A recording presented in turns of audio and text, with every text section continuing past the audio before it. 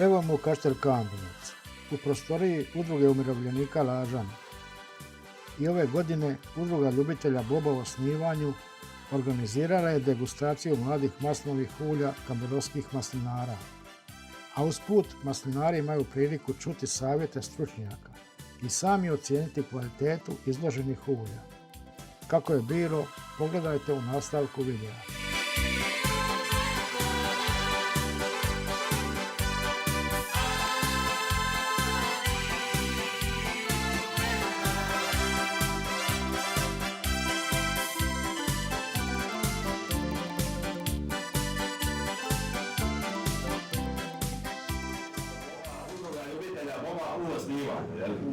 Mi smo mladi članovi te udruge, udruga traje godinama, ali eto, sad smo se mi pridružili pa smo malo to nečem vitade napravili i tako.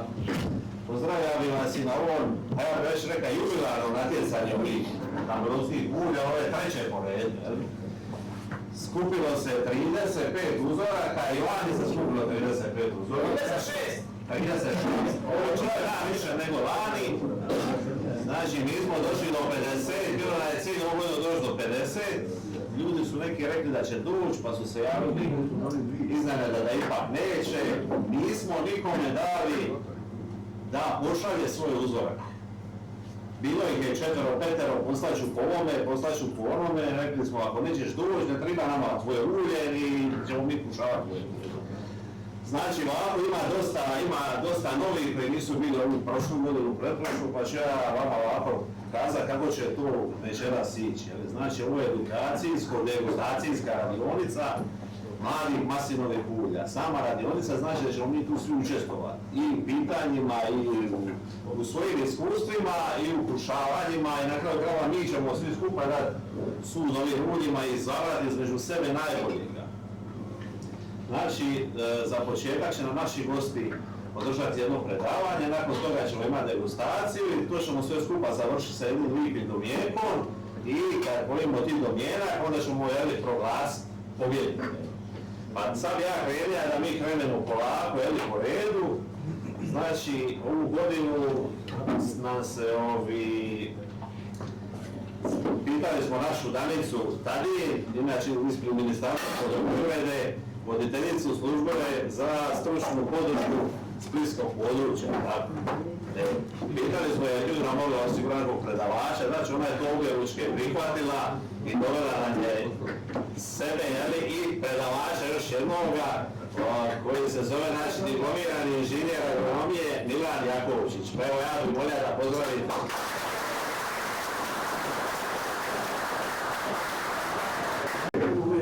Većina me znate, zahvaljujem se u osnivanju u kojoj sam isto uključena od prvih godina i zadovoljstvo mi je da ima mladih maslinara i starijih. Činjenica je da mi evo već zahvaljujući vama i svim maslinarima već 30 i nešto godina učimo. Mi od vas i vi od nas i nadam se da je to rezultiralo jednim pozitivnim trendom u maslinarstvu i u cijeloj županiji, ali posebno u Kaštelima, jer znamo da do prije 35 godina masline godinama prije toga nisu rađale, slabi su bili urodi, ljudi su se malo s time bavili, a onda je jedan put došlo do velikih promjena, znači počeli su se obnavljati stari maslinici, sadili su se novi. Mi sada imamo negdje registrirano u Kaštelima, znači kroz AKO sustav što je prijavljeno preko OPG-a oko 220 hektara. Ja pretpostavljam da je to možda sa onima i koji nisu se prijavili, da je to možda i 400 hektara, znači već raspolažemo možda i sa nekom brojkom od 600 do 800 tisuća stabala koji su rodna i koji se rade. Ova godina je bila relativno dobra, na samom smo kraju.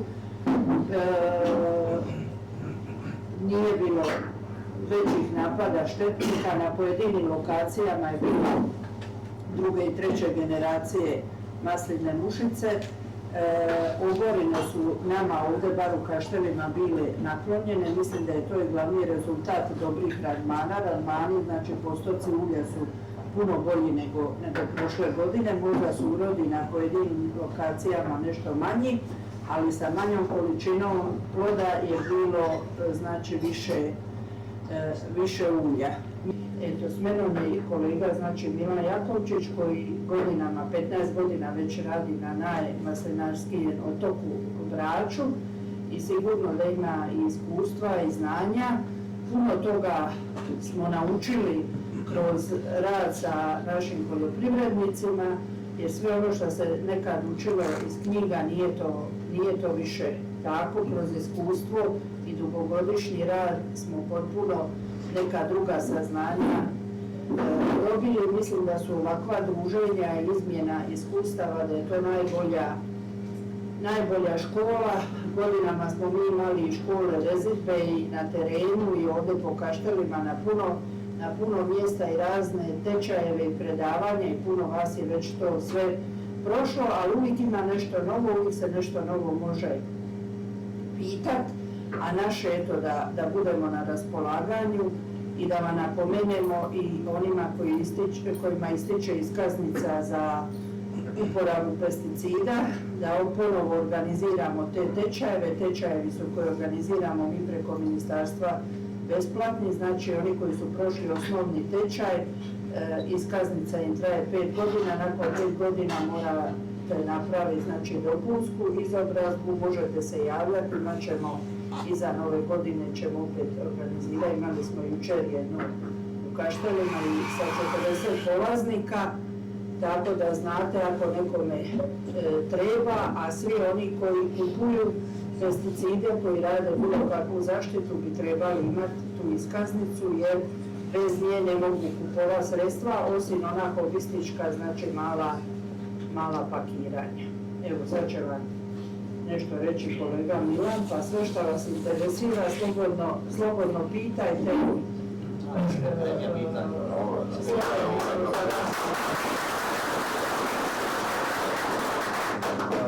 Pozdravljam, neću biti za ovakve utakmice, vidim da vi čekate rižu. Znači, ajmo se onda bazirati na ovo ocjenjivanje. Evo, rečeno mi je da imate jednostavne kriterije ovdje, znači uz ribu ili ne ribu, ali mislim prije nego što počne ocjenjivanje, možda bi bilo dobro da na papire, valjda ili sami sebi pokušate čisto označiti neke osnovne stvari, s obzirom da kategorizacija ulja, znači, ne znam, svi znaju od vas, ide od ekstra djevičanskog do lampante ulja. Meni bi bilo drago, ja sam mislio da ćete vi imati ovdje baš i tabele od panelista sa bodovima, sa svima, ali vidim da je ovo početak. Ali možda bi bilo dobro ako primijetite nekakve stvari, pa eventualno na kraju kod ocjenjivanja vidimo da li je neko od vas uočio određene anomalije u pojedinim ovim uljima. Teško je probati 7 ulja. Znači kad vas jedno zapali, teško ćete vi ništa više probati. Tako da ovdje mi smo zamislili da mi svi skupa probamo, da svak sebi nađe 2 i da na kraju krajeva lani smo imali kada lagano ulje za poli zubaca 7,5 kili, ne ubijemo sa onim 600 kili ulje, imali smo pikantno ulje, tražili smo i pikantno kao za salate, sireve, za ovo sve hladno nešto. Tako smo, ali to je malo bilo ovako zbunjujuće, pa onda su bili neki komentari, ako imaš pikantno ulje, onda ga možeš malo razriditi, pa ćeš politi toga zubaca, ali ako imaš ono lagano, ne možeš nikad dobiti ovo. Tako da smo ovu godinu kao učili 2 nagrade, da? To je za najbolje ulje i za skoro najbolje. Tako da što se tiče, ja bih osobno... Znači, broj 1, to za mene odmah smo subjektivni. Za mene i za vas je jedno, za nekoga je drugo, treće, ali postoji normativ. Znači, mi moramo reći da je nešto dobro, to što je dobro, ne mora se meni svidjeti. Ali ja mislim da je velika stvar ako mi ovdje uspijemo shvatiti da nešto nije dobro, ali meni se sviđa. Ja bih volio da se to tako valorizira, razumijem to. Mislim, Preopširno je ta vaša dimenzija ocjenjivanja. Pa je, opšte. Ali dobro, opet se su povjedili. Znači, čak pojedina mana u vidu užeglog, upaljenog, na drvo, na sud, na metal i čitav niz drugih bakteriološki, gljivice, pljesni, znači čitav niz mana imaju svoj isto dijapazon. I sad one se toleriraju do određene vrijednosti i takvo ulje možemo staviti u djevičansko ulje, ali ako se te vrijednosti prijeđu, ono su preintenzivne, onda to ulje ide u lapante, odnosno ulje koje nije za ljudsku upotrebu. Znači, ono se može jedino i najbolje dešifrirati organoleptički, čak ono može proći kroz i kemiju kao djevičansko ulje. Ali onda zato je tu organoleptika, to je neka slična stvar kao kod vina. I u vinu isto prođe kemija, ali onda dođe tamo među paneliste i onda ga baci. Kažem vam, za možda za sljedeću godinu nećemo imati sada 100 stvari, imat ćemo 5 stvari, pa ćemo bar 5 stvari pokušati dešifrirati. Ili mi probali. I da se nađe tako dva ulja. A moguće je probao neko ulje, to je svima nama jasno. Znači, ono plafon je 7, 8, ne znam je li možda 8 ulja probao jednoj večeri i dati pravu ocjenu. Mi u panelu probajmo s 30 ulja. Ali amo ovako, vi odradite svoje, ja ću naći jedno ekstra. A mo vidi prvo ili ima kakvo pitanje se u bilo čemu, pa ćemo onda doći na kušavanje. Ako nema, možemo pričati. Bilo bi dobro ako nekoga nešto interesira. Evo sad iza berbe što napraviti. Zemljište je 2000 kvadrata, recimo ili 1000 kvadrata, tu u Kaštelima, malo ubrodu, da vi sadite masline, zase sadite isključivo zase za svoje ulje, za svoje gušt, koje bi sorte odabrali i sama priprema zemljišta me zanima, šta bi radili, ne znam, na tom zemljištu. Sad je premistra trenutno. Znači ovako, što se tiče priprave zemljišta, bitno je znači je li zemlja ili je kamen, to broj jedan, koliko je li to čista zemlja, ili je... To vam je zemlja 40 centi, ovo je kamen, 30, 40. Ali se može sve orati onda fizički, znači nema nikakvih kamenih... Može se bagerom? Znači, kod izbora sorte, kod broj 1, morate voditi računa samo je li, šta bi rekli na Braču, dolac ili rupa ili je visina. Znači, imate određene sorte koje su osjetljive na palno oko, mi to imamo sada, promenjac inače iz Natica, iznad Omiša, znači onaj poljički potez. I sada u tim srednjim naklicama između Mosora i Omiške Dinare je isto, kako je kolegica rekla, ovih zadnjih 15-20 godina pomodarstvo, saditi masline. I tu je isto išli onom navalnom prvom sve ulice. A to se na primjer pokazalo izrazito lošem, sada tamo niko skoro niti ne bere te masline, koliko je u biti intenzivan utjecaj palnog obuka.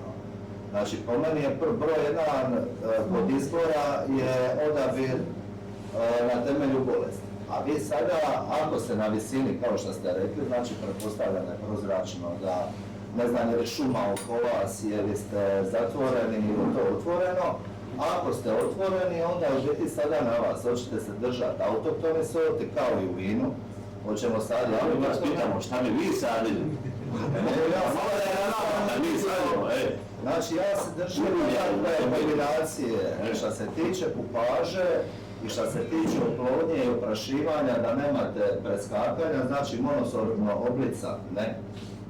Odmah ću to reći. Recite, zašto ne? Zato što jednostavno je karakteristika te sorte koju još niti instituti, niti fakulteti nisu skontali zašto ima tu alternativnu rodnost.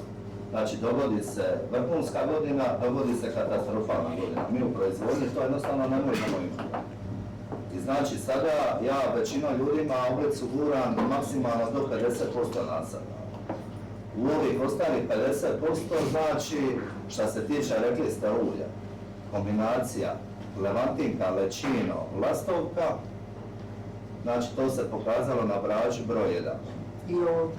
A sada još nekakve talijanske sorte ili nekakve druge sorte naše, sve se to da udrobiti, ali ove 4 sorte su se pokazale, rematika redovita, lastovka je redovita, lečina je kako tako redovita, ovisno samo o poziciji, ili sitan ili krupan. A kažem vam, oblica je prekrasna kad rodi, ali je katastrofa kad ne rodi. Kad ne rodi, ne može natirati. O tome se radi, sve smo pokušali. Ali mislite li ovako, a mi sad imamo oblicu. Šta možemo navrniti na tu oblicu? Jer se može... Možemo šta navrniti na oblicu. Ja sam u svoj cijeli nasad u napecama prenavrnio na lečinu. Znači, levantiku sam navrnio na lečinu. Koja je navrnuta na oblicu. Znate da sa levantikom, ne, zato što levantika je isto se pokazala toliko osjetljivost na pravno oko da u biti maslina u našem području je listopadna vrsta. Znači mi imamo situaciju da to sve rodi u obliku cvatnje u 5. mjesecu je sve super i na kraju 5. mjeseca imaš situaciju da nema lista, ostane cvit koji se osuši. I to kad ti se događa iz godine u godinu, nismo mi bez veze prenavrnili to sve, nego jednostavno od toga nema ništa. Zato je govorim sad bolje u startu prije sadnje da vam te stvari ukažem, a kažem, što se tiče pripreme terena, na Braču već godinama su radili pripremu, znate sami da je teren tamo većinom kameni, da se to pikamira, bagelira, mlije, jer oni to rade kao da će između maslina saditi kumpire. Ili će saditi bob, ili će saditi nešto, ali u biti ne sadi se ništa. Znači, ako već radimo na takav način, bolje potroši pare na kvalitetnu ruku, stajanja, njoj napraviti analizu, to već ne moramo niti spominjati, i u biti napraviti taj neki kubni metar prostora oko nje je savršen, a u biti ovo samo poravna da se možemo voziti sa vozilom do svake masline, do skupiti gajeve masline i da bude sve agrotehnički na ruci. Znači, takva je situacija tamo. Zato vam kažem ovdje, ako je to situacija da mi nemamo ovdje ni mljevenja, ni ničega, onda ćete obraditi čitavu površinu. Ono što bi sigurno rekao da ne sadimo ispod 6 metara, po meni 6 metara malo, jer vidim da su svi u nekom isto pomodarstvu, da to ide na 5x5, 5x6, da to je izrazito teško za održavati, mislim ne znam sad koliko imate iskustva sa njima, ali znači po meni 7x7 pa naviše toga po meni savršen razmak. Jer mislim za 5x5 moraš biti savršen rezač i svake godine rezat da bi to održavao kako tako da se to sve ne spođe. Imali smo baš ovdje priču o tresačima masline, koje možete podijeliti vaša možda iskustva o različitim vrstama. Znači što se tiče tresača, to bi mogla više šefica ili njezin muž možda reći o tome, ali tresač da i jedino da, to ću reći. Mislim, mi još pričamo ovdje više situacija da govorimo da li tresač ili ne tresač. Znači tresač da, jer vidimo gdje idemo, nema ko to brat. Nećemo platiti, mi ćemo polako, držimo i samo u moru ili se s njima mučimo dok ne napunimo neku količinu. Znači tresač da, a kažem sada, mislim da bi prije šefica mogla podijeliti neko iskustvo, odnosno Jordan, ja mislim na ovoga. Vidim da je sada hit, ja mogu reći da sam radio na kampanju, ali da ona super. Vidim sada da ljudi suzaju ove grčke, da su oni prezadovoljni sa njim. Sada, mislim da je to opet od čovjeka do čovjeka. Neko može vući 30 kila da mu nije teško, nekomu je to prokletstvo. Ja imam čovjeka koji bere na Braču svake godine od 30 do 60 tona, znači 30 tona mu je najgora godina, 60-70 tona najbolja godina. I on samo kampanjol uzima. I sad ja mu isto kad kaže da ni teško, ali ovako, on govori jednostavno ima 6 komada i to je to, probaj jednu, probaj drugu, probaj treću, a sad opet je to kako žena, mislim, neko voli plave, neko voli crne, znači nekome nešto odgovara. Tako da ja mislim da je u biti na vama da probate, kao što sam ja otišao u šefice, proba njezin, proba onaj, pa uzmete ono što vama odgovara. Jer drugačije je neko pokriva sa ogromnim ceradama, ovo negdje puno leti pa nemate cerade, znači puno je utjecaja i efekata kod samog odabira. Sada u velikim gajevama to je bilo baš uplitko, sad i to treba voditi računa, veća grpa, veće upaljenje. I naravno ovisni uvjetima. Ove godine i prošle godine, sjetite se, bilo je priko 30 stupnjeva. Znači u postelima, znate kakva je bila godina lane, bilo je krcato tih mastera. U postera su bili redovi od 200 metara, znači masline su se upalile u onim koševima dok su čekale dan i pol da dođu na red, uopće za uđu. Jer oni koševi su 380 kila, 400, sad zamislite to na 32-3 stupnja, da stoji cijeli dan. Ulje, lesbo i tako dalje, koliko to može, koliko kolega razne teorije, može ovako, može onako, šta je stručno to U kojem pogledu? u smislu da hoće trajanja, informacije. Nije kao vino, znači nije da je starije bolje. A onda opet je jako bitno kako se drži. Znači svi na braću koji imaju veće količine imaju tankove sa dušikom, znači ko da je najkvalitetnije vino. Sad kako ga držiš u takvim uvjetima, on može odraditi 2 godine uz minimalne promjene. Ali vi ako držite u tankovima, još pogotovo, a znamo svi šta radimo da ulivamo non stop i taj tank je otpražnjen, bez obzira šta je ulje i kako je podložno oksidaciji. Tako da definitivno krivulja ne pada, ali u biti sada jedino u kakvim uvjetima stoji je pitanje brzine tog pada. Ali bi predložio svima vama da ga se riješimo do friškog ulja. Normalni inženjer, on će, rekao je, naći koje ulje koje mu se najviše sviđa, a mi svi skupa probavat ćemo ova ulja i svak nek si pronađe ono šta bi tija ima doma u sebi u konobi. Ono šta bi tija ima doma u sebi na stolu.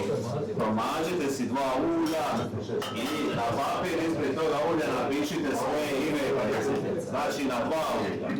I onda nakon toga ćemo vidjeti ko je dobija najviše glasova, pa ćemo tako proglasiti pobjednika, a još ćemo i čuti malo stručno mišljenje od našeg predavača, gosta, ako on pronađe neko ulje koje se čuje po nečemu, pa ćemo svi mi probati to ulje i tako, vidit ćemo u čemu je stvar. Svakako nećemo ničije ulje imenom ni prezimenom, osim 2 najbolja koje dobivaju ime.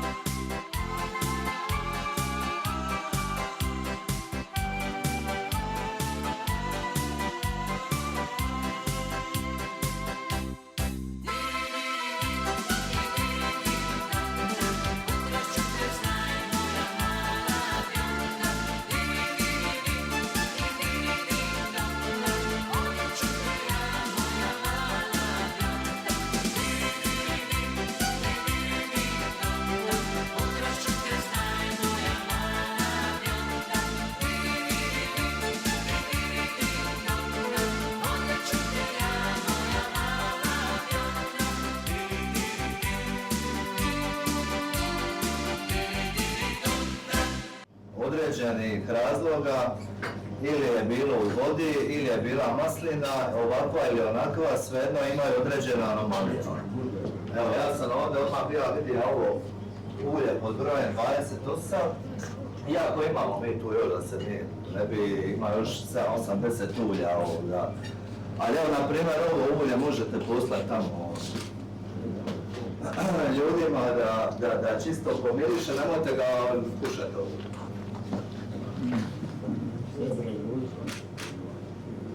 Ali znači, evo, to vam je ulje koje ima tipičnu manu upaljenosti.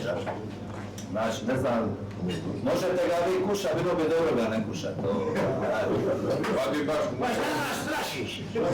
Ali zato imate ovdje i primjere kasnije berbe, znači zato je da ocjenjujemo boju, koja nas odvede možda u krivo. Početak bi krenuli sa našim domaćinom najstariji predsjednik udruge u Kamelovu, naše Mate.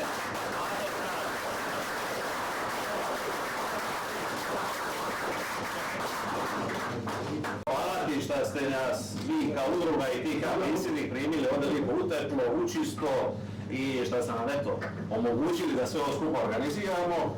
I eto uz nas zahvale jedno Kambelovsko, jedan Lazarus od našeg Ivana Perišina. Molim vas još jedanput.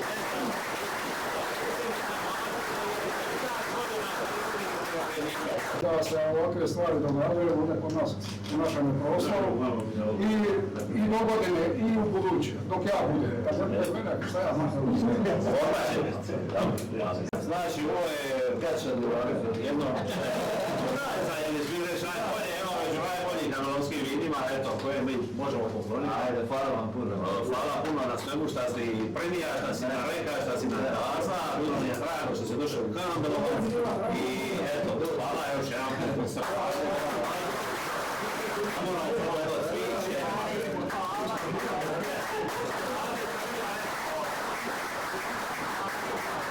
Mislim da je najteže svojima doći govoriti, staviti svoje, osobito ovako kad dođe muž, prijatelji, pa popiju čašu vina. Ovo je najstresnije, ja mislim, kad svojima moraš nešto govoriti u svom selu. A već sam ja 32 godine, već sam se ja... Hvala svima. Ali eto, prije samoga tog proglašenja moramo zahvaliti ljudima koji su prepoznali ovo sve skupa, koji su nam pomogli u organizaciji ovoga svega skupa. Pa ja se nadam da neću nikoga zaboraviti. Eto, krenija bi od Ministarstva poljoprivrede, grada Kaštela, turističke zajednice grada Kaštela i svih naših sponzora koji su zapravo sponzori Feštov Boba. Onda ostane ovako i dinar i ako ostane, onda eto, imamo mogućnost nešto ovako organizirati. Također moramo zahvaliti baletnoj školi koja na svaku godinu, neću reći ne da nam muhte, ali stvarno nam da po izuzetno nikskim cijenama sve ovo skupa da se počastimo našim vinarima. Piju se dvije vrste crvijenka, znači od našeg Jakova Bedalova i Ivana Perišina, Dobričić od Jakova i donijeli smo nešto maraštine od Ivana Perišina čisto za one šta ne piju crno vino. Nećemo prvo mjesto, nego ćemo prvo drugo mjesto. Znači, plaketa je skoro prvo mjesto. Znači, za skoro prvo mjesto broj 3 ima 6 glasova. Mislim da nema više niko 6. Nema. Dobro. Hvala, tvoj broj 3. Gospodin Edo Jurašin.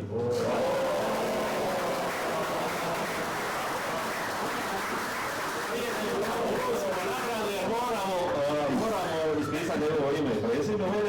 Ja bih molio našeg Eda da on sad nama nešto kaže o svojim maslinama, o starosti tog maslinika, o pozicije maslinika i zastupljenosti sortu.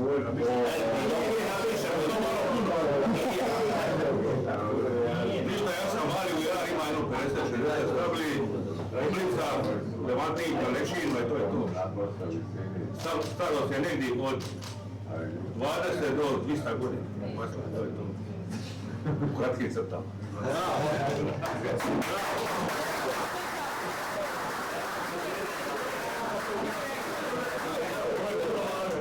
Sad možemo pričati o ovo prvo mislo, jel? Znači, rekli su ovo broj koji? 9. Nemaš biti? Broj 9. A broj 9 je? Ivica Badrov. Ivica Badrov.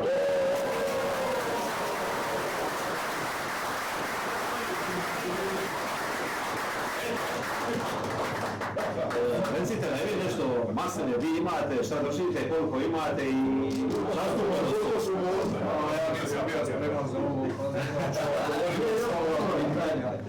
A maslinik je u pola kozijaka, neki 300 metri visine, 15 maslina, 15 godina starosti. Znam samo da se drži, da bere ručno, jer ima malo pa da to mogu napraviti, da isti dan kad ubrne onda to Oblice i Levantine.